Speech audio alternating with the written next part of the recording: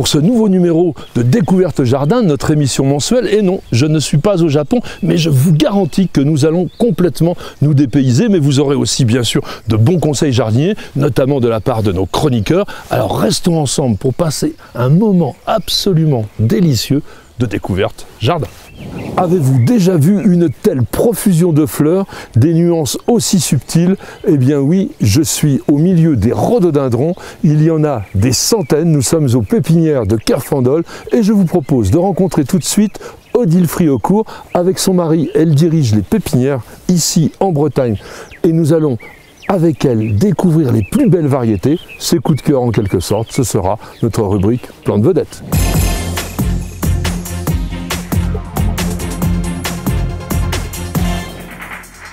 Je suis avec Odile Friocourt qui, avec son mari Christian, gère les pépinières de Kerfandol ici en Bretagne, donc des grands spécialistes de rhodo.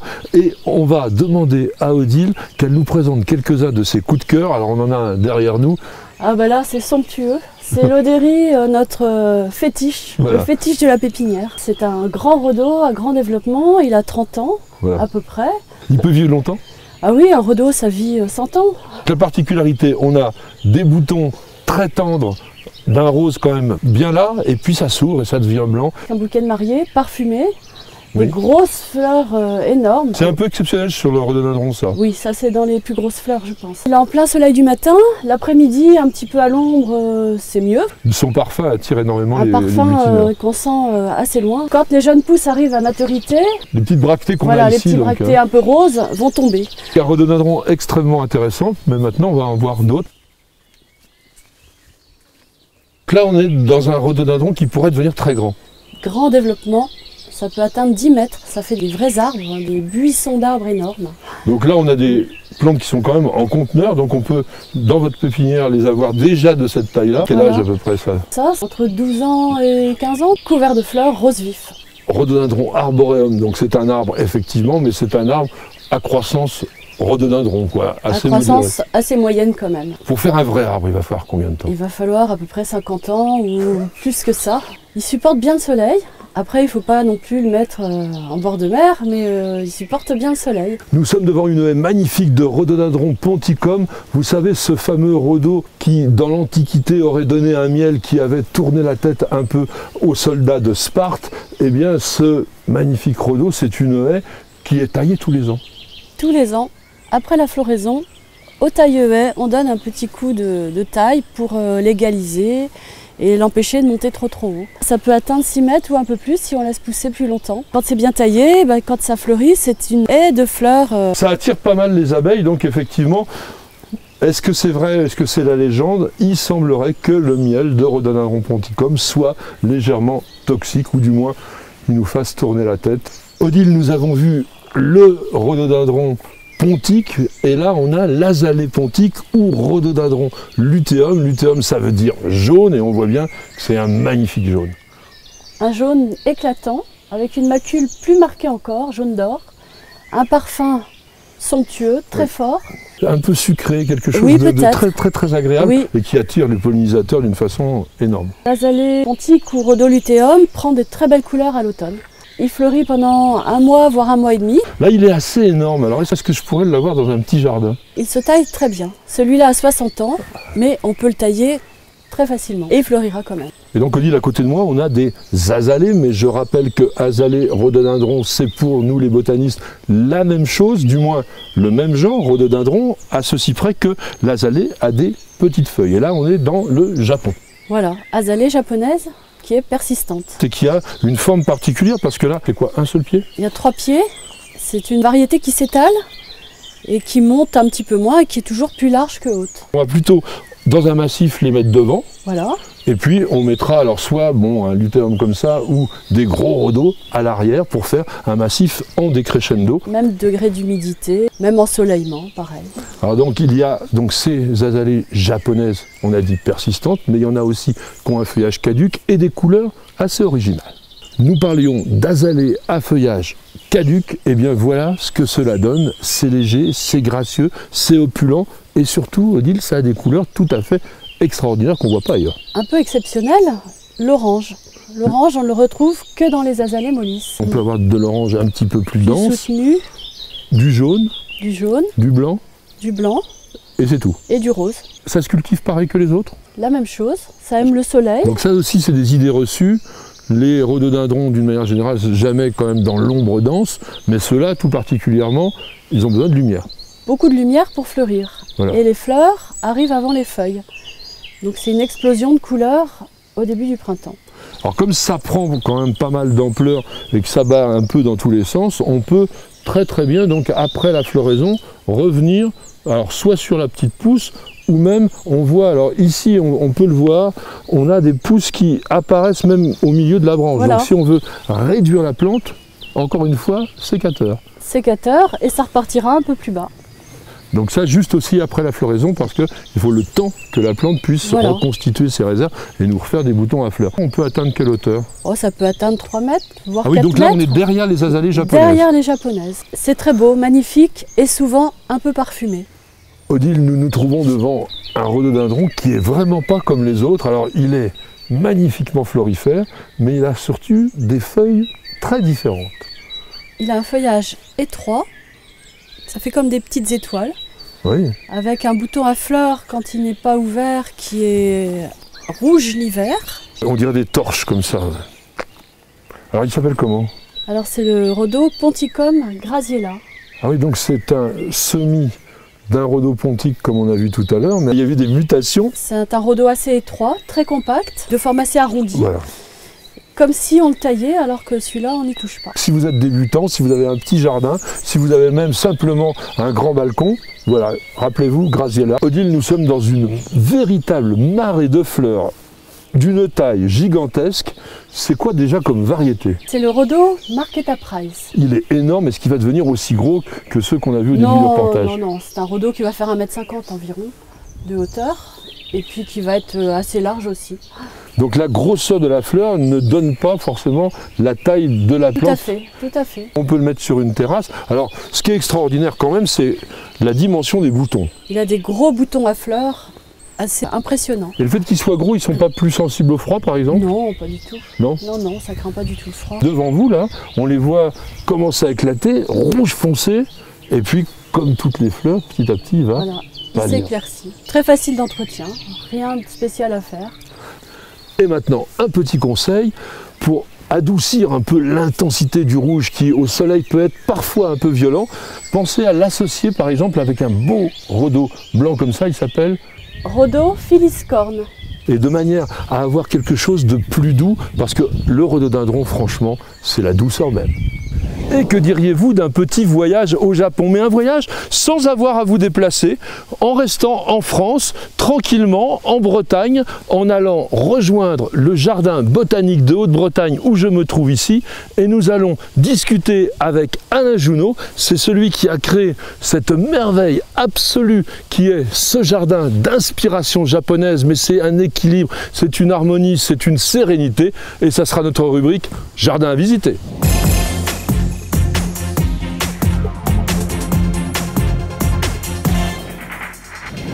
Alain, bonjour. Ah, bonjour Patrick. Alors nous avons eu le plaisir déjà de présenter une partie de votre jardin. Donc nous sommes au parc botanique de Haute-Bretagne, donc à côté de Fougères. Et là, nous avons fait une plongée complètement dans l'Orient pour découvrir ce jardin japonais-français. Nous avons conçu ce jardin dans un ancien marais qui était traversé par un ruisseau rectiligne il y a 25 ans. Imaginez cet endroit, d'un côté là-bas des orties, de l'autre Des ronces, des quelques rangées de peupliers d'Italie. On a choisi cet espace pour installer ce jardin japonais, disons d'inspiration japonaise, parce que le soleil du matin l'éclaire. Et donc nous avons appelé ce jardin le jardin du soleil levant. Il y a eu 2 pelleteuses qui ont travaillé ici pendant 18 mois. Les pelleteuses se sont enlisées jusqu'au niveau des cabines. Alors on a été obligé de leur couper des sapins qui étaient un peu lépreux dans la propriété. Et les pelleteuses ont roulé sur ces rondins pour apporter des blocs de pierre de plusieurs tonnes, pour créer des cascades, pour faire tous les enrochements. Et il me posait les pierres de plusieurs tonnes au centimètre près. À l'endroit où vous vouliez les voir. Exactement. Les pierres ont autant d'importance que les végétaux dans un jardin japonais. Dans cette partie du jardin qui est un jardin de promenade, un jardin paradis, on évoque un monde miniaturisé. On fait un dessin, ça c'est la structure de base. Mais une fois arrivé sur le terrain, c'est pas facile de reproduire exactement ce qu'on a fait sur le papier. Oui, mais il faut avoir quand même une vision du lieu fini. On s'est appliqué à cela pour pouvoir dessiner cet espace. On a profité de la présence de quelques grands arbres en arrière-plan. On a effectivement étouffé tout cela avec notamment des rhododendrons qui ont été installés déjà avec une bonne taille parce que nous avons ouvert ce jardin au bout de 18 mois seulement. Je n'avais pas encore pu, en 1995, quand nous avons créé ce lieu, m'y rendre personnellement. J'avais une connaissance assez livresque de ces jardins. Nous avons, au départ, voulu des plantations assez rapprochées pour pouvoir meubler. Depuis, nous nous efforçons de redonner à cet espace tout son caractère naturel. Alain, on dit que les jardins japonais sont empreints d'une philosophie, qu'ils expriment toujours beaucoup de symbolique. Est-ce que vous avez tenu compte de cela et est-ce qu'il y a une symbolique ici? Il y a toujours une petite symbolique parce que les îlots que nous créons soit évoquent l'île de la grue, soit l'île de la tortue. Ça évoque un peu la grue. Ici, ça pourrait plus évoquer la tortue. Par la forme arrondie. L'azalée, ça peut être effectivement des pierres qui ont été agencées et qui peuvent rappeler deux animaux qui sont symboles d'immortalité. La grue s'envole toujours sur l'île des Immortels, Mont Ré, que nous pourrons peut-être découvrir tout à l'heure. Nous sommes ici dans une petite partie du jardin japonais parce qu'il est quand même assez vaste. Oh, il fait qu'1 hectare simplement, cette partie-là. Nous avons à peu près tous les ingrédients, on va dire. Une rivière sèche. Enjambée par un pont, c'est important. Le passage du monde des humains au monde de la nature. Voilà. Et là, on a des rochers que l'on dispose comme ça, qui symbolisent parfois un peu les montagnes. Ils ont toujours une grande valeur symbolique. 3 rochers qui sont associés évoquent la trilogie chinoise. Le ciel, l'homme et la terre, comme dans un bouquet d'art floral ikebana où il y a 3 branches. Et puis les fameux pas japonais qui servent à se déplacer. Côté végétaux maintenant. Là, ici, vous avez symbolisé la mousse. Nous sommes en situation très chaude l'été. Éclairée. Donc nous avons remplacé la mousse par une plante qui n'a rien d'une plante japonaise, c'est le scléranthus. À côté, on a un niwaki. Donc le niwaki, c'est un bonsaï géant, on va dire, planté en pleine terre, parce que je rappelle, bonsaï, ça veut dire arbre en pot. C'est un Ilex crenata qui a donc été progressivement taillé en nuage. Derrière moi, nous avons évidemment, c'est indispensable, un érable du Japon. Là, il y en a énormément. On les découvre mieux à l'automne parce que les couleurs sont tout à fait fantastiques. Donc après le jardin promenade, nous voici à l'entrée d'un jardin de thé et nous marchons sur les pas japonais jusqu'à l'endroit où on va se purifier les mains avant de rentrer dans la maison de thé pour la cérémonie. Ah bah je vais faire comme ça, tiens.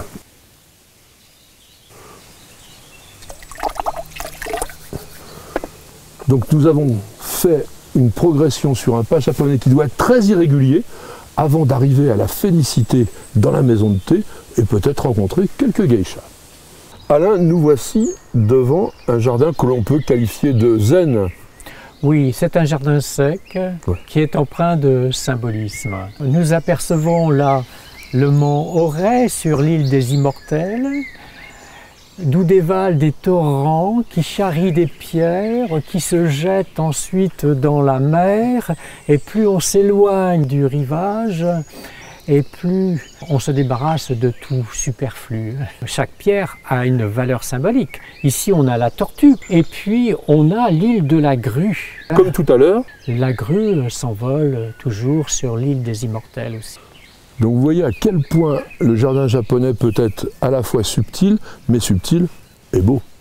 Alain, nous venons de faire le tour de l'Orient, si on peut dire.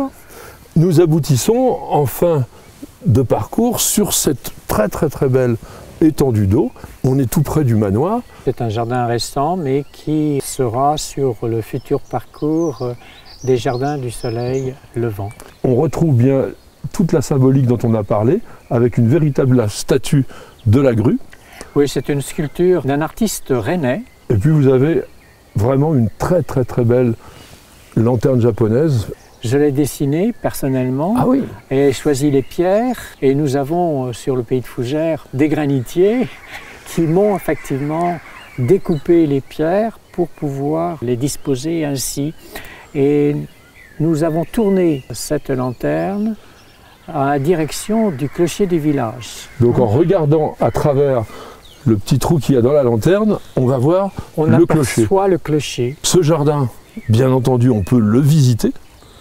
Bien sûr, et on peut le découvrir du 1er mars au 15 novembre. Et pour avoir plus ample renseignement, il y a le site internet qui s'affiche maintenant. Donc si vous voulez faire un voyage au Japon sans avoir à prendre l'avion, et ça c'est très écologique, eh bien n'hésitez pas, il n'y a qu'une adresse, c'est ici, le parc botanique de Haute-Bretagne. La glycine est une plante grimpante extrêmement exubérante qui a besoin non seulement d'être palissée, mais aussi taillée, et ceci chaque année. Alors, nous allons tout de suite retrouver Jean-Luc Echen, notre maître de la taille, qui va travailler sur cette glycine dans sa rubrique « La taille en détail ».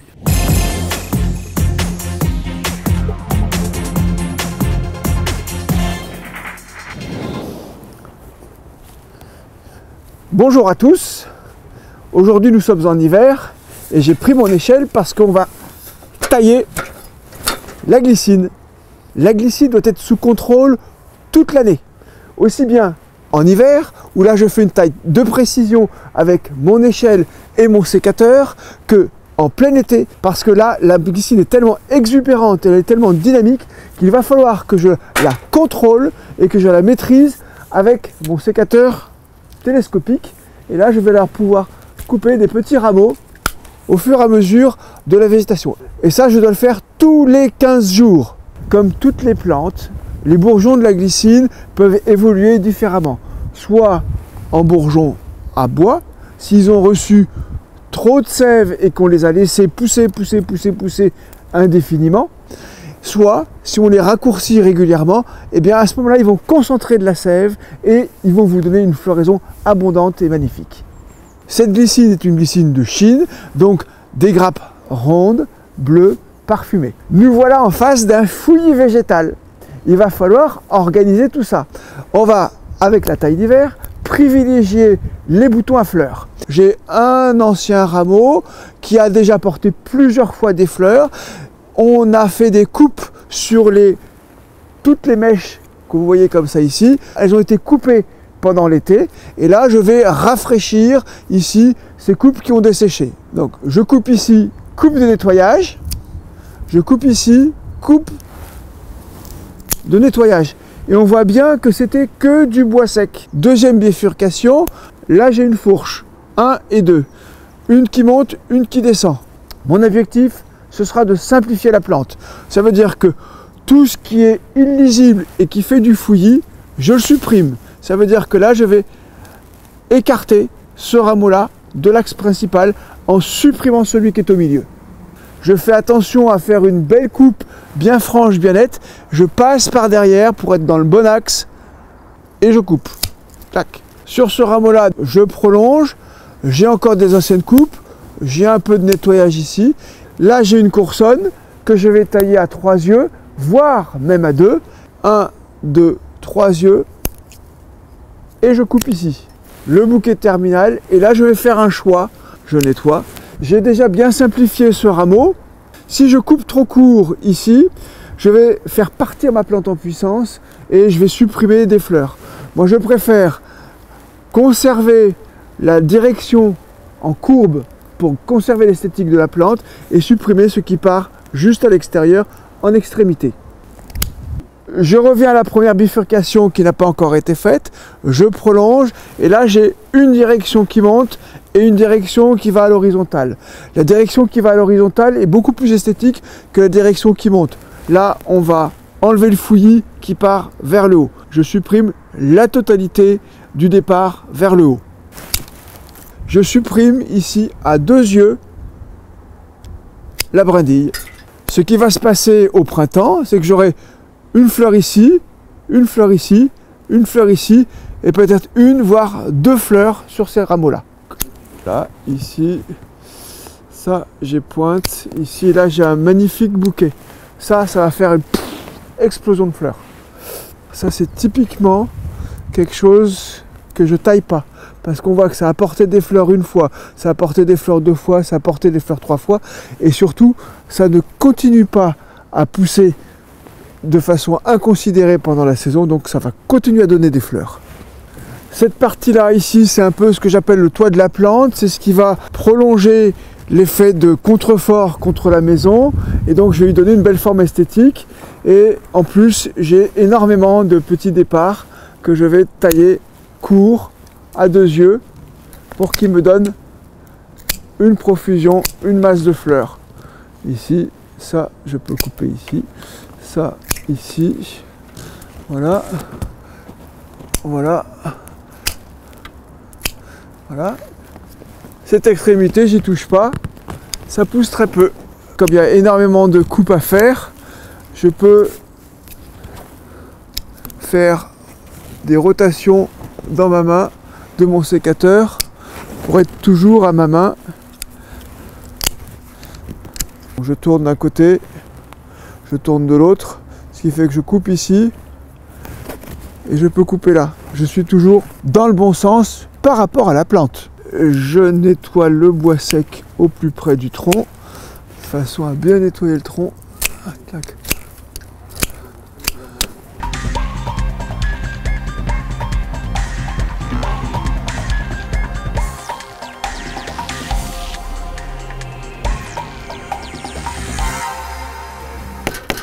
Oh, ça c'est sec, ça sonne creux. Voilà, ouais, c'est bien sec. Ici, voilà. Vous constaterez que la méthode de taille est vraiment différente que pour celle d'un arbuste. C'est-à-dire qu'un arbuste, je cherche à écarter et à donner de la lumière. Là, c'est pas la peine. Par contre, je cherche à avoir la plante la mieux répartie, la plus équilibrée possible. L'important, c'est qu'elle puisse faire une couverture homogène sur son support. Donc là, on est dans une partie aérienne et après on va passer à la partie palissée sur le mur. Taille tôt, taille tard, taille court, mais taille donc et à bientôt pour une nouvelle taille en détail. Un potager peut être un jardin extraordinaire et autour de moi il y a le potager des Princes. Nous sommes à Chantilly, c'est vraiment un jardin assez classique peut-être dans sa forme mais déjà tout à fait moderne dans son concept puisque je marche actuellement sur un épais paillis. Et qui dit paillis dit culture permanente, qui dit culture permanente dit permaculture. Alors je vous propose d'aller rencontrer tout de suite le chef jardinier de ce jardin superbe qui est le potager des Princes. Ça sera notre rubrique Conseil jardinier.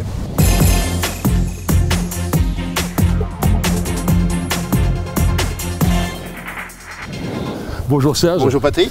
Vous êtes chef jardinier ici au potager des Princes, nous sommes à Chantilly et regardez ce jardin absolument sublime qu'il y a autour de nous. Je marche actuellement sur de la paille et oui, tout est travaillé de façon naturelle et je vous propose avec Serge d'apprendre un petit peu ce que c'est que la permaculture. Je sais que c'est à la mode mais c'est aussi très intéressant. Alors nous allons voir ça ensemble. Vous allez nous montrer? Allons-y. Serge, le potager des Princes étant un jardin pédagogique, oui. Vous essayez un peu à toutes les techniques, on avait vu ensemble l'aquaponie, maintenant on est dans la permaculture. Alors ma question, c'est quoi la permaculture? Eh bien voilà une bonne question, merci de me la poser. Permaculture, on pourrait la définir comme quoi? On pourrait dire que là on donne tous les éléments à la nature pour qu'elle s'organise elle-même. On n'est qu'un tout petit intervenant. Après c'est elle qui s'organise et qui nous dira ce que l'on peut élever, ce que l'on peut manger. Alors on essaye en fait de reconstituer un petit coin de nature. Exactement. Et on lui impose nos cultures. On va choisir quand même ce qu'on aime, mais après si donc le terrain n'est pas assez acide pour telle plante, donc c'est la nature elle-même qui nous dira non. Faire la sélection. Qui sera très intéressant d'ailleurs. Alors la permaculture c'est beaucoup plus complexe que cela. Et c'est pas uniquement une technique, c'est aussi une philosophie, un mode de vie. Effectivement, c'est basé quand même sur le respect, sur le fait que dans un environnement naturel, a priori, on est capable de vivre. Exactement, tout à fait. La philosophie de vie, c'est exactement ça. C'est tout comme le bio, c'est comme la biodynamie, c'est tout ça. Il faut avoir donc cette philosophie de permacole pour pouvoir donc s'y attacher. Alors, on essaye de fabriquer un écosystème voilà. Et puis ça marche ou ça marche pas. Donc Serge, nous avons devant nous un panneau didactique, c'est là que vous apprenez les bases, on est proche de la nature et avec un esprit de respect et de protection. La nature prend bien en considération la biodiversité de chaque écosystème. Ça veut dire quoi? Ça veut dire qu'il faut mélanger les cultures. Biodiversité, comme son nom l'indique, il faut qu'il y ait une multitude de diversité dans les différents végétaux, animaux, tout ça. Plus il y aura certains broglios, plus un équilibre se formera. Alors on va dire que la première chose par rapport au potager traditionnel, c'est qu'on ne va pas cultiver la même espèce en rang d'oignon, mais on va faire comme on l'a à côté de nous, un mélange de différents légumes. Exactement, et comme ça on pourra créer soit de très bons mariages avec de la synergie entre certains végétaux, ou au contraire, c'est l'expérience qui nous le dira, peut-être des mariages un peu moins bons. On a ici, la permaculture permet d'obtenir une production agricole durable,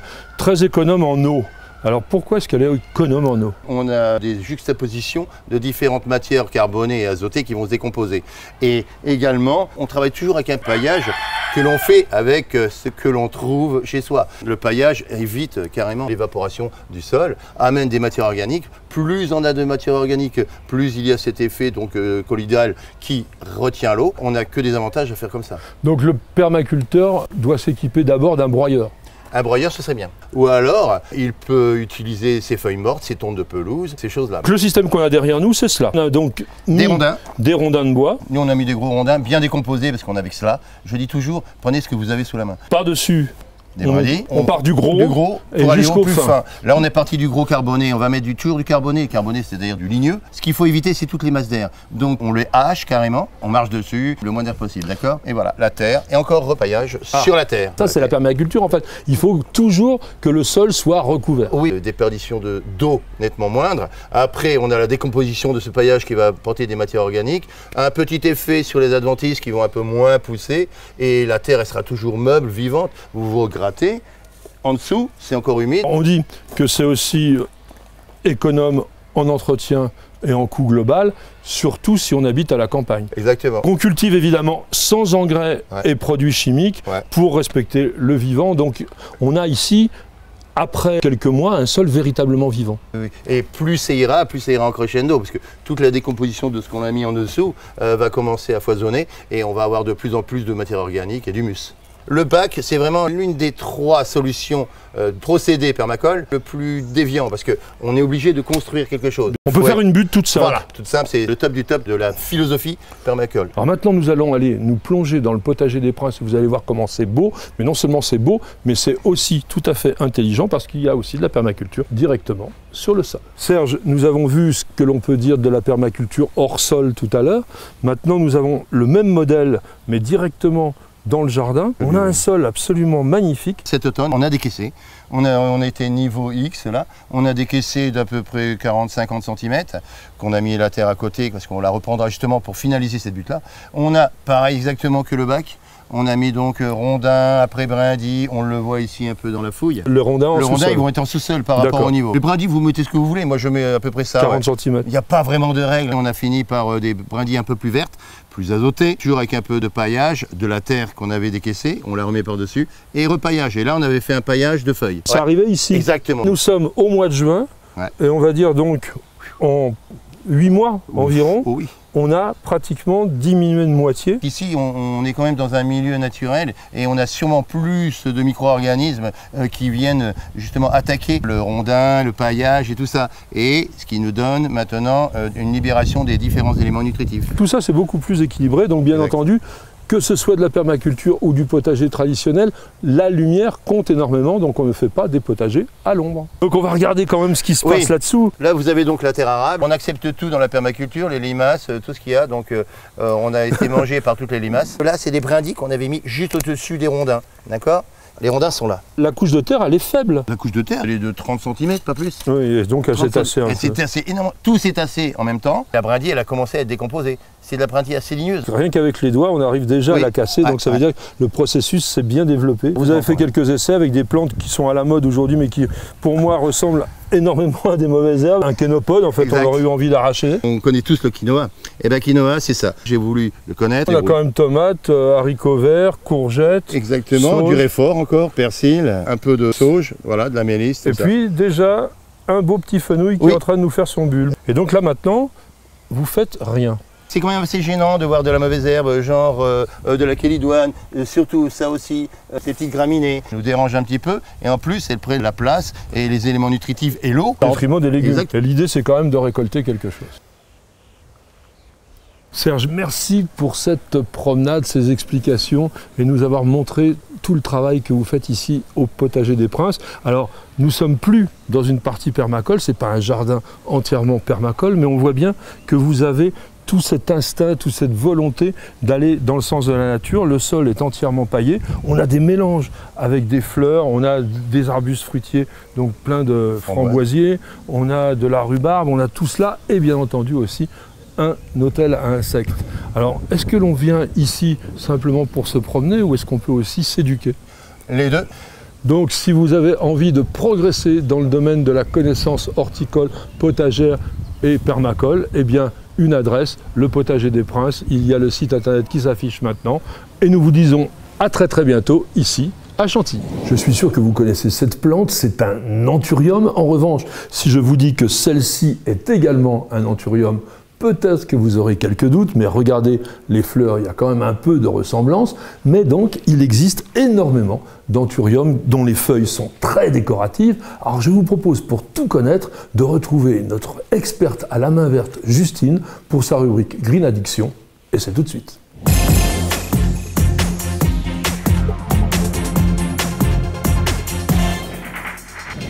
Bonjour à tous.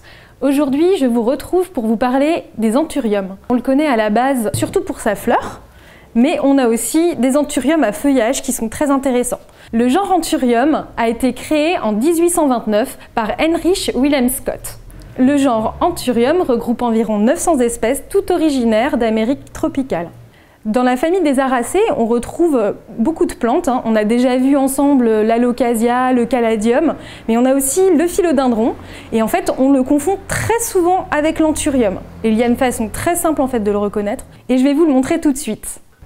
Donc pour différencier mon anthurium d'un philodendron, il y a une chose très simple. Donc là, on voit qu'au niveau du feuillage, on a quelque chose de relativement similaire. Sur l'anthurium, contrairement au philodendron, on a le géniculum qui est juste ici, qui est un petit coude articulé en fait, qui va aider la plante à se tourner vers la lumière. Donc il est bien présent sur l'anthurium, mais il ne le sera pas sur le philodendron. Donc dans la nature, l'anthurium va prendre son ascension sur d'autres végétaux. Donc on a des anthuriums qui vont être épiphytes ou hémiphytes. Ce petit coude va leur servir, une fois qu'ils ont pris leur ascension sur un tronc d'arbre, à venir chercher la lumière dans la canopée. Donc je vais vous présenter mes coups de cœur sur les anthuriums à feuillage d'ornement. Le premier qu'on va pouvoir trouver un peu plus facilement que les autres en jardinerie, c'est celui-ci, c'est l'anthurium clarinervium. Alors là, on a un gros spécimen. Le feuillage est très veiné et très velouté. C'est un anthurium qui est plutôt facile d'entretien, un petit peu plus que les suivants que je vais vous présenter. L'anthurium veitchi, qui est très veiné, il est très intéressant. Et dans la nature, on voit vraiment que son feuillage peut atteindre une taille assez dingue. Nous avons le régal qui est très intéressant aussi et qui est relativement rare. Alors celui-ci, comme le veitchi, peut atteindre des dimensions complètement folles dans la nature. Un petit peu plus particulier qu'on pourrait confondre très facilement avec un épiphyllum, là on a un anthurium vitafolium qui est très intéressant, qu'on va plutôt avoir en suspension. Alors pareil, il est relativement rare. C'est une plante qui est vraiment intéressante et son inflorescence part en spirale, c'est vraiment très joli. L'anthurium que vous trouverez sous le nom de jungle bush en jardinerie, au niveau du feuillage, on a quelque chose de vraiment complètement différenciant. Donc il fait partie des anthuriums qu'on appelle nid d'oiseau, un peu comme l'aspélium, on a vraiment cette forme au niveau du feuillage. Et pour terminer la sélection, alors ça c'est mon coup de cœur, je préfère vous prévenir, il a eu un petit peu de mal à voyager, donc le feuillage a légèrement été abîmé, mais c'est vraiment une pièce assez exceptionnelle, donc je tenais à vous le montrer, c'est l'anthurium Warcoanium, celui qu'on appelle la reine des anthuriums. Et alors il est vraiment magnifique. Celui-ci, pareil, a un feuillage qui peut atteindre des dimensions complètement vertigineuses. Donc, il est en train de reprendre et ça fait vraiment partie des pièces préférées de ma collection. Donc l'Anthurium andreanum est adapté à peu près à tous les intérieurs. Il résiste plutôt bien à la sécheresse. On a une floraison qui va durer assez longtemps, donc c'est très agréable. Sur l'Anthurium à feuillage d'ornement, là on est sur d'autres spécificités. On va avoir un grand besoin d'humidité. Donc l'hygrométrie va être un facteur extrêmement important pour la culture de vos plantes. On va pouvoir mettre des petites billes d'argile dans le fond de notre coupelle.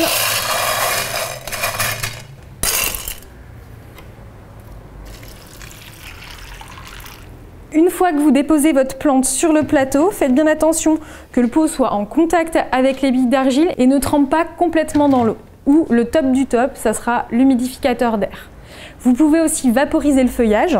Alors on fait très attention, une eau peu calcaire est très importante parce qu'on a beaucoup d'anthurium à feuillage velouté. Et sur les feuillages veloutés, si votre eau est calcaire, vous allez vous retrouver avec des petites traces blanches qui ne vont pas être forcément très jolies. Sur le vetchi, vous pouvez le vaporiser sans problème, donc on prend toujours une eau pas trop calcaire. On insiste bien sur l'arrière du feuillage, c'est là où ça sera le plus bénéfique pour votre plante parce que c'est un peu comme les pores de la peau, en fait on a les stomates. Au niveau du substrat, on a quelque chose de très important avec l'anthurium. On doit avoir un substrat adapté pour ça. Donc c'est un petit peu comme l'orchidée en fait. On va avoir besoin d'un mélange très aéré. Il faut que nos racines puissent respirer et qu'elles puissent sécher un petit peu entre les deux arrosages. Ma petite recette, en premier de la sphaigne, qui est une mousse qui a une forte rétention d'eau. Là on est sur du vivant en fait, on a pas mal de nutriments aussi dedans. Donc ça va nous aider à garder un petit peu d'humidité dans notre peau. Ensuite, on a notre écorce de pin. Alors là c'est vraiment votre mélange à orchidée que vous allez trouver assez facilement. Il faut qu'elle soit quand même assez fine pour pouvoir bien la mélanger. Ensuite, notre fibre de coco qui va nous apporter un côté très léger et un mélange plante verte qu'on utilise pour pas mal de plantes. On va prendre un petit peu de chaque à part égale. Pour la sphaigne, je vais la découper en plus petits morceaux pour pas que ça se tasse trop dans notre peau. Donc je vais prendre mon écorce.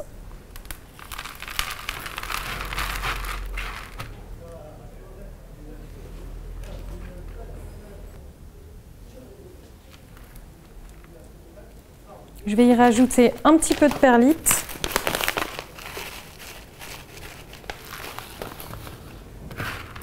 Et on va mélanger tout ça. Une fois que votre mélange est fait, on va choisir le pot adapté à votre anthurium. Vous pouvez prendre un pot en terre cuite. On évite par contre le pot plastique qui va ne pas laisser respirer votre plante et les racines vont avoir du mal à sécher. On va laisser pourrir les racines et ça va être très compliqué par la suite de le récupérer. On va rempoter aujourd'hui notre Anthurium Jungle Bush. On peut le voir, les racines sont vraiment très charnues, donc ça pourrit assez facilement. N'hésite pas à le casser, faut pas avoir peur.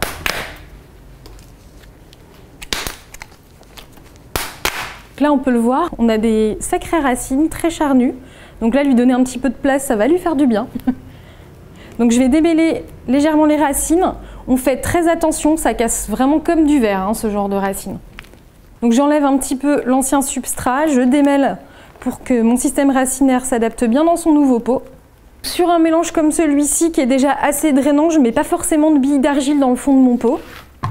Je viens installer directement mon petit mélange dans le fond du pot. J'installe ma plante par la suite et je viens combler avec notre mélange. Alors on tasse très légèrement, pas la peine d'avoir quelque chose de trop compact, il faut que votre plante tienne sans être complètement étouffée. On a besoin d'avoir quelque chose d'assez aérien pour que notre système racinaire se sente bien dans son pot. Le pot terre cuite, c'est une bonne solution, mais le top du top, c'est le pot géotextile. Ça va laisser bien aérer toutes les racines. Vous avez aussi des pots en coco qui existent. Alors ça, c'est plus adapté soit à une serre, soit à une véranda où vous pouvez mettre un petit peu d'eau partout. Petite astuce supplémentaire, une fois que vous avez fini de placer votre mélange, vous pouvez très bien reprendre un petit peu de sphaigne et venir la mettre tout au-dessus de votre mélange. Ça va nous permettre de garder un petit peu d'humidité. Et ça va éviter à votre anthurium qui a un grand besoin d'hygrométrie de sécher. Et puis c'est joli, non? Et à très bientôt pour une nouvelle séance de Green Addiction.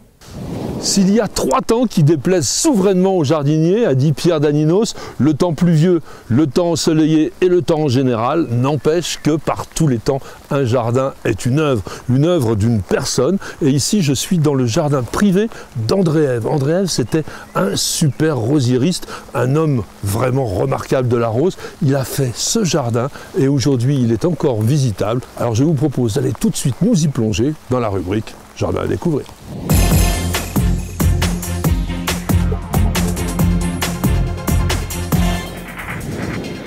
Bonjour Arnaud. Bonjour Patrick. Alors je suis ravi d'être ici, c'est pratiquement un reportage pèlerinage. Nous sommes dans une propriété privée d'un grand personnage qui a compté beaucoup pour le monde du jardin. Et Arnaud s'occupe de ce jardin aujourd'hui avec l'association. Donc quand même quelques mots sur André Ève. André Ève qui était donc le propriétaire de ce jardin. André, effectivement, a planté ce jardin à partir du début des années 80. C'était lui qui vous avait accueilli ici. Il vous aurait dit 2 choses. Ce jardin, il voulait l'entretenir seul. Il vous aurait dit aussi que depuis sa création, il n'avait utilisé pas de chimie de synthèse. Il faut rappeler que André Ève était non seulement un créateur de roses, mais aussi la personne qui a introduit la mode des rosiers anciens dans ce pays. Et son jardin est un peu à son image. On l'appelle le jardin personnel et effectivement, quand on arrive ici, on entre dans le monde d'André Ève avec la présence des hybrides modernes, bien sûr, mais une collection de variétés anciennes qui ont beaucoup contribué au succès de ce jardin. Alors ce que l'on sait moins, c'est que André était aussi un excellent paysagiste et il a été sans doute un des premiers en France à mélanger les vivaces avec les rosiers parce que avant les années 80, on va dire avant André, il y avait essentiellement des massifs de roses. On en mettait partout, mais on ne les associait pas. André disait toujours que les rosiers avaient besoin de compagne pour aller bien. C'est quelque chose qu'on retrouve dans ses écrits. Il a essayé ici des choses que ses clients de l'époque n'auraient probablement pas acceptées. Il a mis en œuvre ici des idées qu'il avait depuis un moment, qui n'auraient sans doute pas été acceptées par l'époque. Ce jardin a été le lieu de la pédagogie aussi d'André. Beaucoup de gens sont repartis d'ici en se disant je vais repenser mon jardin. Toute cette idée aussi de laisser des rosiers lianes grimper dans les arbres, d'avoir en fait une sorte de petit nid, on est dans une bonbonnière, parce que de l'autre côté, là derrière la maison, eh bien c'est la ville, on est en plein cœur de ville, et ça c'est très intéressant. On va continuer à avancer dans ce jardin qui, il faut le dire, est relativement petit. Il fait 1500 m² avec la maison, donc tout un chacun peut avoir un jardin à peu près similaire, à condition peut-être quand même de s'y consacrer un tout petit peu. Arnaud, vous présidez donc l'association des amis d'André Ève. C'est quoi son rôle principal? Le premier et le plus important, c'est la préservation du jardin dans lequel nous sommes. Nous entretenons ce jardin et nous l'ouvrons à la visite, plus de 40 jours par an depuis 2 ans. Et on répond aux sollicitations qui nous sont faites pour des articles, des journalistes, des chercheurs qui nous posent des questions, nous demandent des documents. Voilà, ça fait partie aussi des choses que nous faisons. On parle beaucoup de biodiversité aujourd'hui et moi je voudrais insister sur le fait que créer des roses, c'est aussi générer de la biodiversité, puisque la biodiversité existe aussi en matière génétique et il ne faut pas minimiser le travail justement des obtenteurs, des horticulteurs. Mais très certainement, les obtenteurs d'aujourd'hui sont au travail et ils travaillent bien. Évidemment, il y a énormément de variétés très intéressantes de rosiers dans ce jardin. Alors Arnaud, nous avons à côté de nous déjà, alors tiens, au pied ici, ça c'est indispensable d'en parler.